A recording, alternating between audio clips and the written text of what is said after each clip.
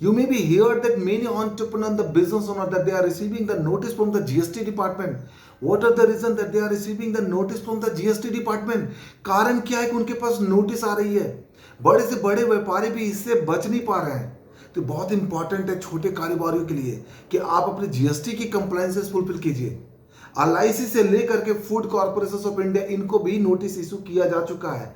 विस्तारा से लेकर के ओला उबर तक इनको भी नोटिस इशू किया जा चुका है. जोमैटो से लेकर के स्विगी तक इनको भी जीएसटी का नोटिस इशू किया जा चुका है. तो बड़े से बड़े धुरंधर इससे नहीं बच पा रहे हैं. तो आप एज ए छोटे व्यापारी प्लीज कंप्लायंसेस फुलफिल कीजिए, क्योंकि अगर कंप्लायंसेस नहीं करते हैं you will be in the list of the GST department. The system is working and system is working very fast. तो as a small and medium entrepreneur आपका भी ये ड्यूटीज बनता है, आपकी भी ये जिम्मेदारी बनती है कि आप अपने बुक्स ऑफ अकाउंट की, आप अपने बिजनेस की वैल्यूज की प्रॉपर रिकंसिलिएशन कीजिए. अपने अकाउंटेंट के थ्रू करवाइए, अपने टैक्स पर्सन के थ्रू करवाइए, बट रिकंसिलेशन पूरी तरीके से करवाइए. बिकॉज जो ट्रांजेक्शन पास्ट हो गया है ना, पास्ट को भी करेक्शन करने के आपको मौके मिलते हैं जीएसटी में. बट अगर आप आंख बंद कर लेंगे और उसको बस चलने देंगे तो might be the day would be come where you have a good amount of profit and that profit is going to be compensate with the non compliance part of GST. तो ये छोटे व्यापारियों को बहुत अच्छी तरीके से समझने की जरूरत है. जब बड़े व्यापारी जहां पे एक से एक टैक्स का एक्सपर्ट पर्सन वहां बैठा हुआ है, अगर उनको भी जीएसटी की तरफ से नोटिस जा सकती है तो आपके टैक्स एक्सपर्ट पर्सन कितने अच्छे होंगे आप सोच करके देखिए. तो आपको ये कर्तव्य बनता है, जिम्मेदारी बनती है कि आप अपनी बुक्स ऑफ अकाउंट की, अपने बिजनेस की वैल्यूज की प्रॉपर रिगार्ड करके उनके रिकंसिलिएशंस कीजिए, उनकी प्रॉपर तरीके से रिकंसिलिएशंस रखिए. Now, important part here is that while you are going to reconcile your GST returns, GST data with books of account, you have to start with some of the reconciliations, and that reconciliations is a very compulsory reconciliation. ये आपको हर हाल में करनी होती है. अभी financial year 2023-24 close हो चुका है. 31 मार्च 2024 बंद हो चुका है, कंप्लीट हो चुका है. नाउ 31 मार्च 2024 जो कि आपका 2023-24 का लास्ट डेट था, अब 2023-24 से रिलेटेड आपकी जो भी रिकंसिलिएशंस बनती है आप स्टार्ट कीजिए ना. स्टार्ट करना पड़ेगा. अगर आप स्टार्ट नहीं करेंगे तो व्हाट वुड बी हैपन, जब आप जीएसटी 990 फाइल करेंगे, कब, दिसंबर 2024 में फाइल करेंगे ना, दिसंबर 2024 में जब जीएसटी 99 से फाइल करेंगे तब आपको जब जाकर के ये पेन पता चलेगा कि ओह, अगर हम रिकंसिलिएशंस किए होते तो शायद ये प्रॉब्लम नहीं होती, अगर हम रिकंसिलिएशंस किए होते तो शायद इतना टैक्स का सेविंग किए होते. तो now my dear friend, ladies and gentleman, मैं ये वीडियो इसीलिए तो आपके लिए बना रहा हूँ. इस वीडियो में मैं आपको outward supply corresponding outward tax liability से रिलेटेड हर वो रिकंसिलिएशन जो कि आपके लिए इंपॉर्टेंट है, जो कि आपको करना चाहिए आपके बिजनेस में, आप कीजिए. बहुत इंपॉर्टेंट है. मैं आपको सिर्फ 7 रिकंसिलिएशन की बात कर रहा हूं. कितने? 7 रिकंसिलिएशन के. 7 रिकंसिलिएशन क्यों? क्योंकि ये 7 रिकंसिलिएशन अगर आप कर लेते हैं तो इस 7 रिकंसिलिएशन से आप अपने outward supply corresponding outward tax liability को मजबूती से पकड़ सकते हैं. फिर आपको जीएसटी 990 में प्रॉब्लम नहीं आएगी. फिर आपको जीएसटी नोटिस भी अगर आपके पास आती है ना, उसमें भी प्रॉब्लम नहीं आएगी.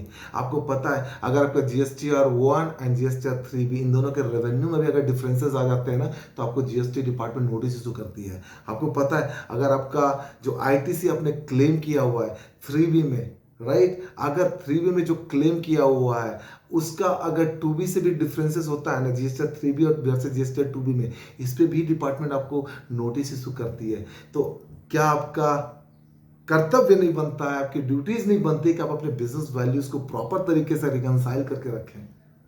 बहुत सारे नोटिस डिपार्टमेंट आपको इशू कर सकती है. बहुत सारे कारण हैं जीएसटी डिपार्टमेंट के. एंड जो आपका ये जीएसटी 990 है ना, दिस इज द रामबाण for them. They simply look at your GST 990 and they will find the thousands of the questions. But वो थाउजेंड्स ऑफ द क्वेश्चन जो फाइंड करेंगे ना, उसकी प्रॉपर रिकंसिलिएशन जो आप ये 7 में बताने वाले अगर प्रॉपर तरीके से करते हैं, उन सारे क्वेश्चंस का आप आंसर दे सकते हैं. तो ये 7 रिकंसिलिएशन आप outward supply corresponding outward tax liability के पॉइंट ऑफ व्यू से करिए और अपने जो रेवेन्यू स्ट्रीम का पार्ट है उसको कंप्लीट तरीके से आप क्लोज करके रखिए. So what are the reconciliation that you have to do you wanted to know that? Please watch this video and लोगों तक इस वीडियो को पहुंचाइए, लोगों को बताइए. बहुत इंपॉर्टेंट है. इतने नोटिसेस आ रहे हैं, हो सकता है इस वीडियो के तहत उनको समझ में आ जाए, उनके लिए कुछ सपोर्टिव हैंड बन जाए कि नोटिसेस से हमें कैसे बचना है. बड़े से बड़े व्यापारी नहीं बच रहे हैं तो हम कैसे बच पाएंगे. बट यस, अगर हमारे पास रिकंसिलिएशन होंगे तो उस रिकंसिलिएशन के बेसिस पे जवाब तो दे सकते हैं. तो दैट इज मोर इम्पॉर्टेंट. इसलिए इंपॉर्टेंट है वीडियो को लोगों तक पहुंचाइए, लोगों को जानकारी दीजिए कि जीएसटी के रिकंसिलिएशन आपके लिए बहुत इंपॉर्टेंट है, आपका अकाउंटेंट आपके बिजनेस के लिए बहुत इंपॉर्टेंट है. ये लोगों तक पहुंचाइए. नाउ रिकंसिलिएशन, 7 रिकंसिलिएशन जो आपको करनी है. The first one reconciliation that you have to do is the reconciliation of your turnover that you have reported in your GSTR 1, 3B and books of account. तो GSTR 1 में जो आपने revenue report किया, GSTR 3B में जो आपने revenue report किया, और जो बुक्स ऑफ अकाउंट में आपका रेवेन्यू रिपोर्ट हुआ, इसके completely comprehensive reconciliation document wise बना लीजिए. कोई भी इशू नहीं रहेगा. जीएसटीआर 1 में आपने कितने रिपोर्ट किया हुआ है, कस्टमर वाइज आपके पास डेटा होता है ना, कितने डेबिट नोट, कितने क्रेडिट नोट, कितने इनवॉइसेस आप रेज करते हैं, उसके कस्टमर वाइज डेटा आ जाएगा. सिमिलरली जीएसटीआर 3B में भी जाकर के आप रिकंसाइल कीजिए कितने आपके debit note, credit note and invoices customer wise, and then books of account को भी ले लीजिए. इनके पूरी रिकंसिलिएशन कर डालिए. इसकी रिकंसिलिएशन करते ही आपका 30% ऑफ योर नोटिसेस का प्रॉब्लम जो है ना खत्म हो जाएगा. अगर 100% वॉल्यूम है, उसमें से 30% का वॉल्यूम आपका खत्म हो जाएगा. आपको नोटिस नहीं आ सकते, और अगर आते भी है तो आप बड़े इजीली तरीके से प्रेजेंट कर सकते हैं, क्योंकि आपने पूरी रेवेन्यू की कुंडली का रिकंसिलिएशन कर दिया है. And with that the second reconciliation that you have to do is the tax payable amount that you have reported in your GSTR 1, GSTR 3B and the books of account. जो आपका revenue है, उस revenue के ऊपर आपकी tax की liability कितनी, tax liability कितनी जीएसटीआर 1 में, टैक्स लायबिलिटी कितनी जीएसटीआर 3B में, और टैक्स लायबिलिटी कितनी आपके बुक्स ऑफ अकाउंट में. इसकी पूरी कुंडली का रिकंसिलिएशन कर दीजिए. पूरी कुंडली का रिकंसिलिएशन कर दीजिए. आपका टैक्स का भी प्रॉपर रिकंसिलिएशन हो गया. With that the reconciliation of your debit note, credit note and commercial credit note बहुत इंपॉर्टेंट है. डेबिट नोट क्या होता है, क्रेडिट नोट क्या होता है, कॉमर्शियल क्रेडिट नोट क्या होता है, थोड़ा सा मैं ब्रीफ करूंगा. डेबिट नोट, अगर आप अपने कस्टमर के बिहाफ पे, क्लाइंट के बिहाफ पे कोई एक्सपेंसेस इनकर्ड करते हैं, राइट, उस एक्सपेंस के ऊपर आपको एक एजेंसी फी, कोई मैनेजमेंट फी लेते हैं. तो लेट्स से आपने 5 लाख रुपए का कोई एक्सपेंसेस इनकर्ड किया टूर एंड ट्रैवल में, उसके ऊपर आपने कुछ मैनेजमेंट फी 1 लाख रुपया लिया, 6 लाख रुपये आपके हो गए. उसके ऊपर जीएसटी आप पे करते हैं. तो ये जो आप ट्रांजेक्शन करते हैं ना, ये आपका डेबिट नोट के अंदर कवर्ड होता है. Reimbursement of expense would be set of with the expenses, and जो आपका एजेंसी फी है, मैनेजमेंट फी है, वो आपका रेवेन्यू के पार्ट में जाता है. तो डेबिट नोट आपने कितने रेज किए during the financial year, and credit note आपने कितने रेज किए during the financial year, commercial credit note आपने कितने रेज किए during the financial year. Commercial credit note बहुत इंपॉर्टेंट है. क्या होता है कॉमर्शियल क्रेडिट नोट, क्या होता है कॉमर्शियल क्रेडिट नोट? तो 21, 22, 19, 20, 18, 19 का कोई ऐसा रेवेन्यू जो कि आपका रिसीवेबल अभी भी खड़ा है, आप कस्टमर के पास जाते हैं, भैया पेमेंट दे दो. कस्टमर बोलता है जी पेमेंट मैं इसका नहीं दे सकता, ये तो 3 साल पुराना है. तो आप बोलते हो कि कोई प्रॉब्लम नहीं, मैं आपको आज के डेट का इनवॉइस दे देता हूं, प्लीज रिलीज द पेमेंट. किसी भी तरीके से आप कस्टमर को कन्विंस कर पाते हैं. कस्टमर बोलता है ठीक है जी, मुझे आज का डेट का इनवॉइस दे दो. अब जो इनवॉइस आपने 19, 20, 20, 21 में रेज किया था, उस इनवॉइस को आपको रिवर्स करना पड़ेगा और फ्रेश इनवॉइस रेज करना पड़ेगा. जो वो इनवॉइस आप रिवर्स करेंगे, उसके अंदर आप इनपुट जो आपका जीएसटी का लायबिलिटी था उसको भी रिवर्स करेंगे. जो ये लायबिलिटी रिवर्स करेंगे, क्या इसको आप जीएसटी 3 में सेट ऑफ कर पाएंगे? क्या उतना से लायबिलिटी को रिड्यूस कर पाएंगे? नहीं कर पाएंगे, बिकॉज ये जीएसटी में टाइम बैड हो चुका है. तो जो आप इनवॉइस रेज करेंगे, जो फ्रेश इनवॉइस रेज करेंगे, उसके ऊपर आप जीएसटी लायबिलिटी क्रिएट करेंगे और सरकार को पे भी करेंगे, वो आप कस्टमर से चार्ज भी करेंगे. तो जो आपको जो रिवर्सल किया आपने क्रेडिट नोट का, उसका आपको टैक्स का बेनिफिट नहीं मिलेगा कॉमर्शियल क्रेडिट नोट। तो इसकी प्रॉपर पूरी तरीके से रिकंसिलिएशन। अच्छा, इन तीनों में एक और बात आपको ध्यान देनी है, जब आप रेवेन्यू का रिकंसिलिएशन कर रहे हैं, जब आप टैक्स का रिकंसिलिएशन कर रहे हैं, जब आप debit note, credit note and commercial credit note का रिकंसिलिएशन कर रहे हैं, तो इसमें आपको पास्ट, प्रेजेंट एंड फ्यूचर तीनों को ध्यान में रखना पड़ेगा। लॉ बताती है आपको, जो जीएसटी का लॉ है वो आपको ऑप्शंस देती है। अगर आपने 22-23 का कोई सर्विसेज है जिसका इनवॉइसिंग आपने 22-23 में नहीं कर पाया था, तो आपने उसको 23-24 में किया होगा, अप्रैल मई जून में किया होगा, लेकिन वो ट्रांजेक्शन क्या 23-24 से पर्टेन करता है? नहीं। So any transaction that is pertaining to the financial year 2022-2023 but that you have raised in a financial year 2023-2024, तो ये आपका एक रिकंसिलिएशन का पार्ट बन गया।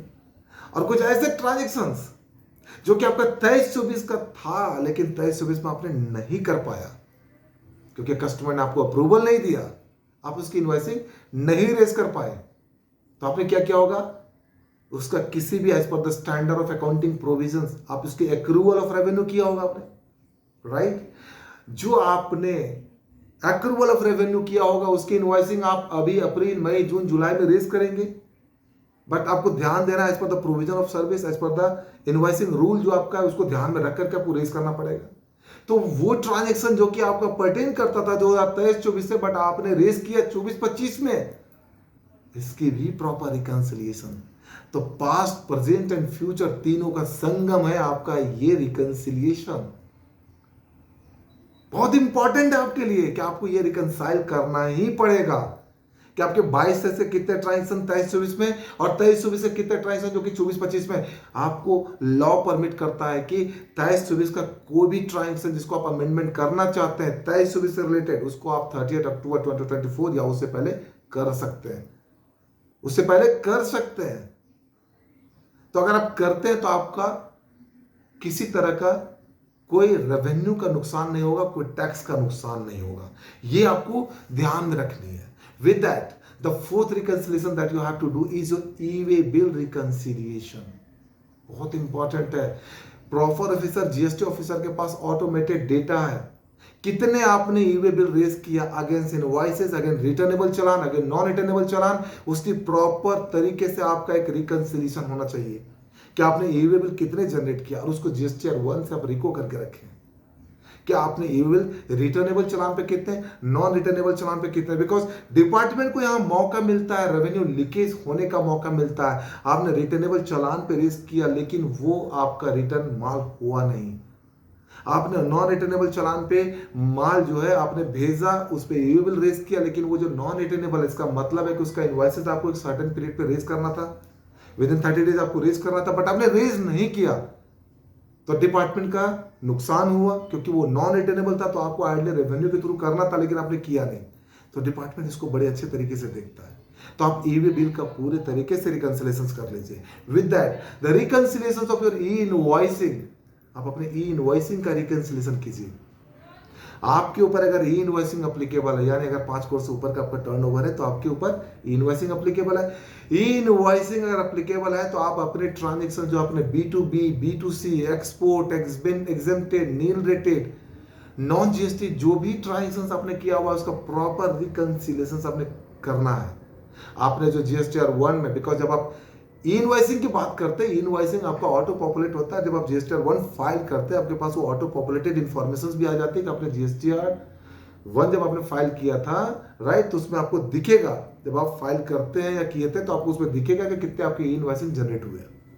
ये ई इनवॉइसिंग के प्रॉपर रिकंसिलिएशन आपको करनी है, जीएसटीआर 1 के साथ पे करनी है, बुक्स ऑफ अकाउंट के साथ पे करनी है कि बुक्स ऑफ अकाउंट में आपके रेवेन्यू कितने हैं, कितने आपके B2B है, कितने आपके B2C है, कितने आपके एग्जेम्प्टेड है, कितने आपके नील रेटेड है, कितने आपके नॉन जीएसटी है। ये सारे सप्लाई का जितना भी ऑप्शंस बनता है इनकी प्रॉपर रिकंसिलिएशन आपको करनी है।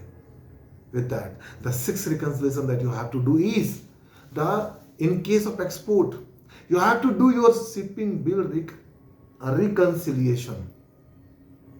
You have to do your shipping bill reconciliation with your GSTR 1. Shipping bill जब भी आप एक्सपोर्ट करते हैं ना, shipping bill is the important document, उसके बिना आप एक्सपोर्ट कर पाएंगे नहीं कर पाएंगे।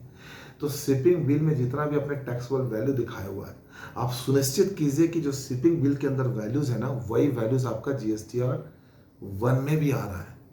बिकॉज जब आप रिफंड क्लेम करने जाएंगे, एक्सपोर्ट आप करते हैं तो आप रिफंड भी क्लेम करते हैं। रिफंड आपको किसका मिलता है? जो आपके पास अनयूटिलाइज आईटीसी है एंड जो आपने इनवॉइस रेज किया विद जीएसटी, तो आप जीएसटी पे इनवॉइस रेज किए हुए एक्सपोर्ट के केस में, इन दोनों केस में आपको रिफंड मिलती है। तो जो अनयूटिलाइज आईटीसी है और एक्सपोर्ट आपने किया विद जीएसटी चार्ज, तो इन दोनों केस में आपको रिफंड लेने, उसके लिए आपकी शिपिंग बिल का रिकंसिलिएशन बहुत इंपॉर्टेंट है। इसकी प्रॉपर रिकंसिलिएशन कर लीजिए। And with that the reconciliation of your advance receive, adjusted advance and non-adjusted advance lying in your books as on 31st March 2024, इसकी प्रॉपर रिकंसिलिएशन।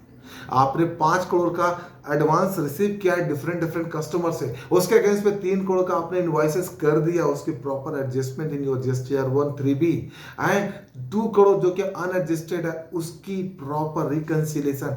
ये जो एडवांस रिसीव है, यहां भी गवर्नमेंट आपको देखती है कि प्रॉपर रिकंसिलिएशन, प्रॉपर एडजस्टमेंट। ऐसा तो नहीं कि कहीं गलत इनवॉइस के साथ में एडजस्टमेंट करके टैक्स के लीकेज किया हुआ है, तो इसकी भी आपको प्रॉपर रिकंसिलिएशन आपको करनी है, आपकी एडवांस की रिकंसिलिएशन करनी है। तो मेरे दोस्त, अगर आप ये 7 रिकंसिलिएशन करते हैं तो आपके पास नोटिसेस आने की क्षमता कम हो जाती है। अगर आती भी है तो आप उसको बड़े अच्छे तरीके से प्रेजेंट कर सकते हैं। नोटिसेस तो आती है, नोटिसेस आती रहेंगी, जाती रहेंगी। आपको क्या करना है, नोटिसेस के अगेंस्ट में आपको प्रॉपर आपके रिकंसिलिएशन करके रखनी पड़ेगी।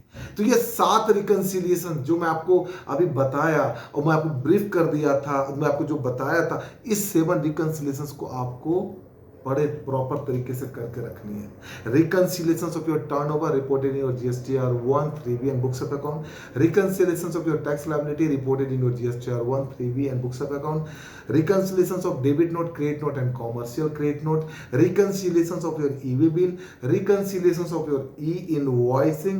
In case of export, you have to do the reconciliations of your shipping bill with GSTR 1, reconciliation of what? That reconciliation of your advance receive, adjusted or non-adjusted. इन सब का reconciliation आपको करनी है. And when you are able to do that, probability of your GST response against the notices is quite possible with the good positive. ये important है, आपको देखना पड़ेगा कि अगर आपने रिकंसिलिएशन किया हुआ है तो आपको प्रॉब्लम्स नहीं आएगी। जब आपके पास जीएसटी की नोटिस आती है, आप प्रॉपर तरीके से रिस्पॉन्ड कर पाएंगे। And my dear friend, ladies and gentleman, छोटे व्यापारी, मध्यम क्रम के व्यापारी, इनके लिए ये बहुत इंपॉर्टेंट है कि आप रिकंसिलिएशन कैसे करते हैं और कितना करते हैं। Because at the end of the day, what about the revenue that you are going to generate or you are generating, this is very important that you are paying or discharging the liability as per the GST law and fulfilling the GST compliances. Because if you are fulfilling the GST compliances, it means you are complying with the good and simple tax, goods and service tax. If you are not fulfilling the compliances, it could be considered as a gabasing tax, gunda service tax, and that can be your goods and service tax. तो आपको ध्यान देना है कि आपको good and simple tax में जीना है या गुंडा सर्विस टैक्स और गबर सिंह टैक्स में जीना है। My dear friend, ladies and gentleman, 6 साल कंप्लीट होने के बाद अब जीएसटी परिपक्व हो चुका है। इतनी प्रॉब्लम जीएसटी में नहीं है। जीएसटीआर आप कंप्लायंसेस आपको करनी है, हर हाल में करनी है, और करके आपको अपने बिजनेस में कंपाउंडिंग बेनिफिट ऑफ ग्रोथ लेकर के आना है। This is very important. So what you need to do now, you have to start to do the reconciliations with all aspects and make sure that you are fulfilling the compliances. And if you are finding any of the difficulties in the compliances, don't hesitate to connect me. मैं यहाँ पे हूँ, आपकी हर समस्या का समाधान मैं करके दूंगा आपको। ये बहुत इंपॉर्टेंट है, ये मेरी कमिटमेंट है कि मैं आपको हर समस्या का समाधान करके दूंगा, ये मेरी गारंटी है। This is very important. Now, Sajjan Singh, this is Sajjan Singh signing out until we meet again. Thank you very much.